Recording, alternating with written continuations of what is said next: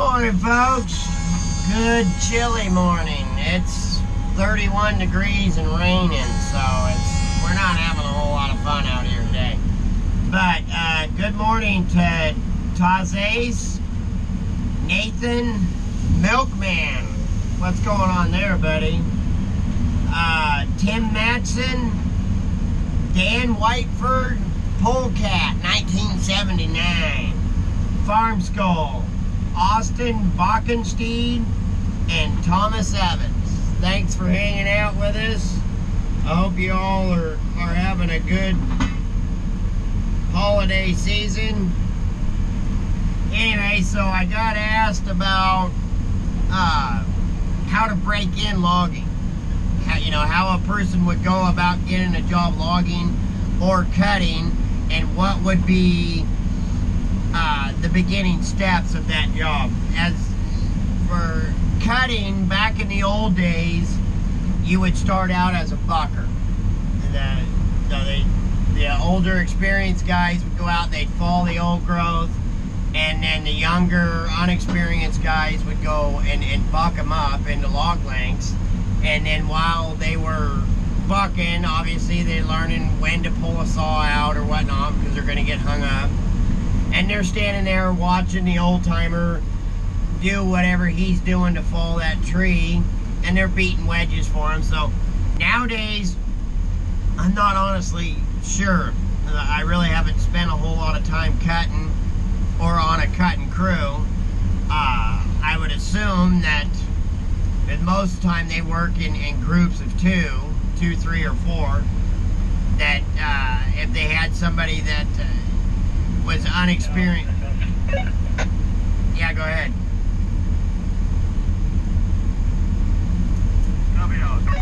Yeah, go ahead, Zach.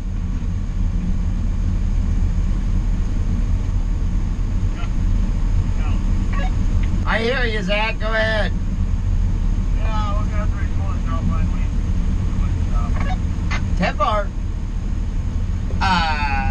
Anyway, so I'm assuming that somebody would stay with you the first few days or longer. They're not just going to say, oh, you own a saw and you want to become a cutter, here you go. But as for breaking in logging, nowadays, the last 10, 15 years, it's gotten easier for somebody that doesn't have family or friends in the business to get a job logging, because there's a lot of people just don't want to log anymore. And then obviously if you have your dad, uncle, or your brother, or whatever, your best friend, it's easier because they know who's looking for help and what you say the right things to help this person out. So, anyway, so let's say you have no experience at all, none. Even if you're a logger's kid, unless you've been out and spent months with your dad or your uncle or whatever, you're still green. You still got to learn how to walk on the brush and all that. And anybody that hires a greenhorn and expects to get more than them just learning how to walk on the brush the first week that they're out there, you're crazy. Because it takes a lot to travel around through that brush and learn how to walk on top of brush and so on and so forth. But anyways, so let's say you got a job, you're going to go logging. Whatever the amount of time is for the ride up the first day,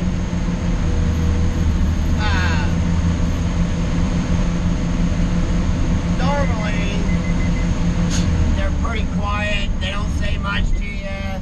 They will ask you why you're dumb enough to want to come out and log, you should be going to college, so on and so forth. And then oh, Jesus. Yeah, go ahead, Zach.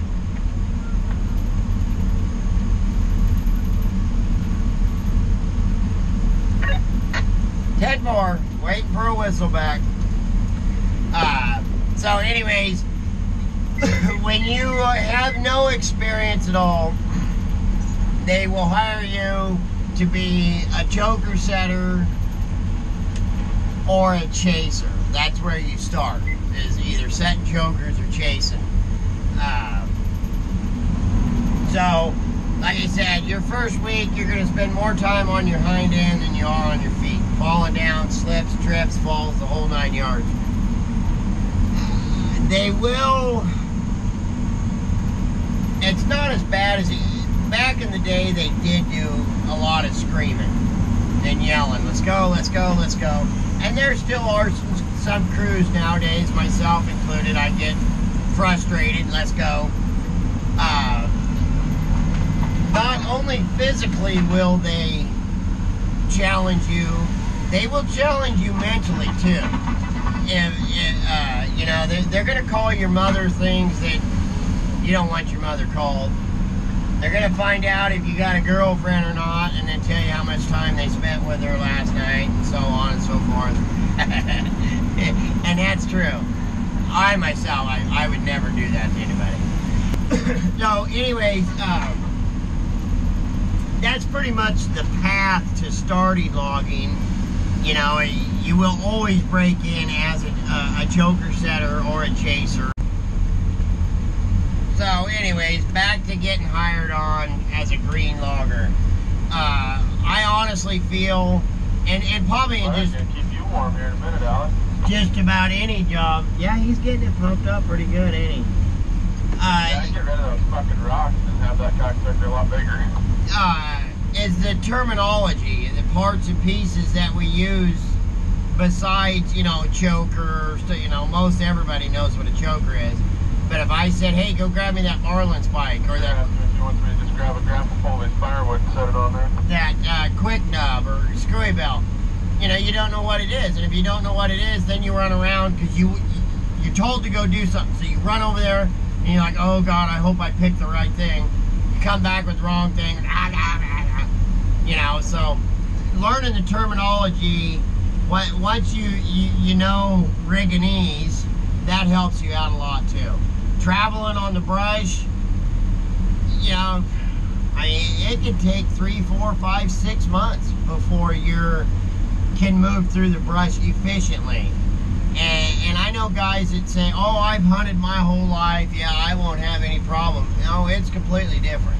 It's completely different. Once them trees are fell, and well, I hunt in open units. Yeah, you hunt in open units that have already been logged, and you can go anywhere you want to get around the brush or whatever. When you have a choker and you're directed to get that log, you may not have the choice to go around that brush pile or over those limbs, you know. And so I think that's part of the hardest part, is learning how to travel through the brush and the terminology. But like I said, when you come into logging green, you will always start as a choker setter and then gain experience from there once you go. And most of the time the path is go from a choker setter to a rigging slinger to a hook tender, and then once you're a hook tender, that's when you start learning how to run equipment and stuff, so that you can, if somebody's sick or you know, gone for take vacation or whatever, you can fill in their position, and then your rigging slinger fills in for you, you know, if you're sitting in the cab of a piece of equipment or something. But I hope that helps you understand the travels you would have in starting out logging.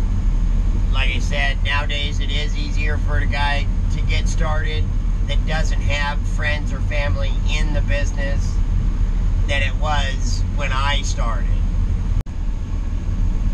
And when I say that it's differently now, that, you know, they screamed and yelled, go, go, go back in the day, it's not that they don't expect you to produce logs nowadays.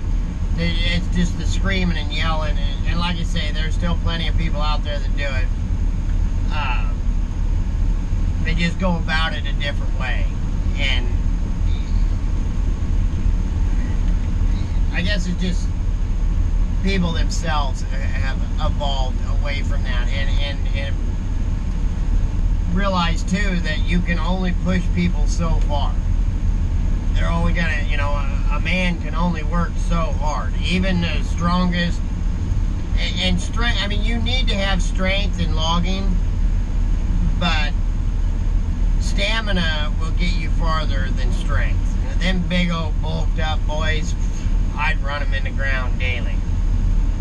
So, you know, when I say that, I'm not saying that nowadays it's just willy-nilly, you know, okay, I can't yell at you, so just do whatever you want to do. They still expect you to work. And I worked for one guy in particular, really good logger. Oh man, he was a phenomenal logger. And that guy, without ever raising your voice, he could make you feel so bad about a mistake you made or something. Like I say, without ever screaming or yelling or nothing. But he was also understanding because he knew it was logging.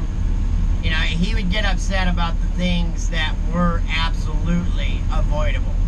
And he could make you feel absolutely horrible and never raise his voice. And I really enjoyed working for him. As for saying names, I don't know if that's such a great idea or not. I'm not sure about all that. But anyway, so I hope this is helping. So, alright, stay safe, get logs.